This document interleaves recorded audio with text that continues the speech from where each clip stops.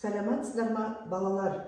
Жәйрем жалпы білім беретін нөмір 11-ші орта мектебінің бастауыш сынып мұғалімі Далабаева Маргарита Тельмановна. Бүгінгі өтетін сабағымыз әдебиеттік оқу 2-ші сынып. Сабағымыздың тақырыбы «Қош келдің, Наурыз». Бүгінгі сабағымыздың мақсаты шығарманың мазмұны бойынша сұрақтарға жауап беру, шығарманы іштей оқып, ондағы қажетті ақпараттарды белгілеу. Ал балалар, сабағымызды бастамас бұрын көңіл күйімізді көтеріп алайық. Қол алысып қане біз, достасайық бәріміз, айтарым бар сендерге, тез тұрыңдар шеңберге. Қандай жақсы бір тұру, достар менен бір жүру, қандай жақсы дос болу. Ал балалар, өткен сабақта біз әли аппағым өлеңмен танысқанбыз. Кәне осы өлеңді кім маған спираль әдісі арқылы оқып береді. Ал жарайсыңдар балалар, енді жаңа сабағымызды бастамас бұрын біз ең алдымен видео көріп тамашалайық.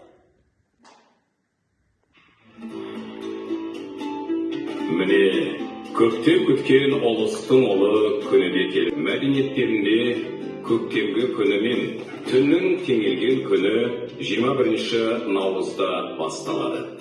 Дәстүрлер мен әдет-ғұрыптарды жаңарта отырып, жалпы адамзаттың құндылықтарды бекітетін ұлттық мереке. Әр үйде мерекелік дастархан жайылады, ал басты тағам наурыз көже болып табылады. Ал балалар, жаңа біз видео тамашаладық. Енді осы видеодан қандай ой түйдіңдер балалар?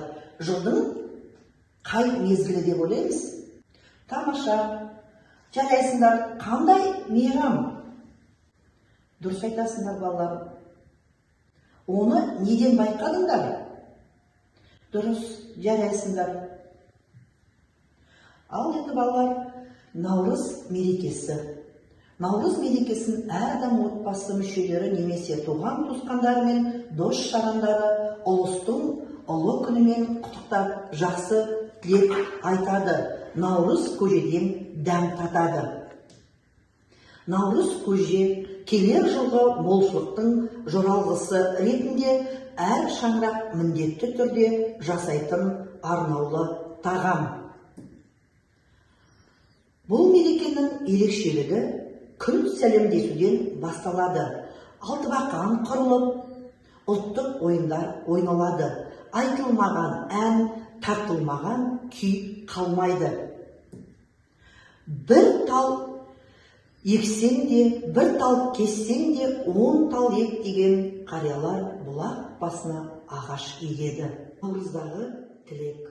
Ала биен құлыңдап, ала тауға сыймасын, қара биен құлыңдап, қара тауға сыймасын, үйіңнің алды той болсын, қоран толы қой болсын, қазаныңда қайнаған кілкілдеген май болсын, айың тусын оныңнан, күнің тусын солыңнан, мал менен басың тең өсіп, кетпесін дәулет қасыңнан.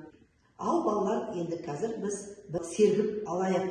Сергіту сәтін кадр әдісі арқылы өтеміз. Мына суреттен біз Наурыз мейрамын көріп тұрмыз. Келесі суретте міне Наурыз келгенде ең алдымен бәйшешек өседі.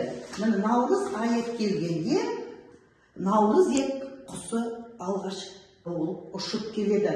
Ал енді балалар, біз Наурыздағы тілек ойынын ойнаймыз. Бұл ойында балалар, біз ата-анамызға, ұстазымызға, достарымызға Наурыз мерекесіне арнап тілек айтамыз. Кәне, кім маған осы тілекті айта алады? Өте тамаша, жарайсыңдар.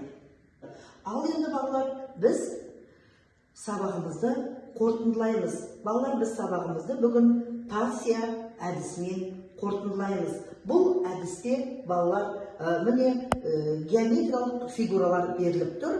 Әр фигурада сұрақ жауап бар. Қазір осы фигуралар арқылы біз сабақты қаншалықты түсінгенімізді көрсетеміз. Ал міне балалар, менің қолымда геометриялық пішіндер бар. Әр пішінде балалар сұрақ және жауап бар. Осы пішінді біз дұрыс құрай алсақ, балалар, біз де мынандай фигура шығады. Ал балалар, біз сабағымызды білім қоржыны әдісімен бағалаймыз. Егер сабақты өте жақсы түсінген болсаңыздар, онда қызыл түсті асықпен бағалаймыз. Егер сабақты жақсы түсіндім десеңдер, жасыл түсті асықпен бағалайсыңдар. Тақырып бойынша әлі де ізденуім керек десеңдер, сары түсті асықпен бағалайсыңдар. Сабағымыз аяқталды. Сау болыңыздар.